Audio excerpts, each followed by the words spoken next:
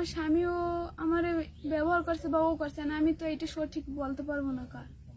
সুদের পাওনা টাকার জের ধরে টানা ৩ বছর গৃহবধূকে ধর্ষণ করেছে মুজিবর নামের এক ব্যক্তি। ও চাইছে, মজিবর চাইছে আমার সাথে করতে। ভুক্তভোগী জানান, তার সাথে শারীরিক সম্পর্কে রাজি না হলে সে আমার স্বামীকে মেরে ফেলার হুমকি দেয়। আর যদি ওরে আমি না দিতে পারি তাহলে আমার স্বামীরও মার্ডার করবে, হুমকি দিত, বিষের বোতলে আমার ঘরে আইতো, আমার খুন করবে। ভুক্তভোগী আরো জানান, আমার কাছে টাকা না থাকায় নিরুপায় হয়ে আমার জীবন ওকে দিয়ে দিছি। এইসব হুমকি দিয়ে নাহলে টাকা দিবি, নাহলে এখনই শেষ করবো। আমাদের তো কোনো টাকা ছিল না বিধে আমি নিরুপায় হয়ে ওরা আমার জীবন দিয়ে দিছি।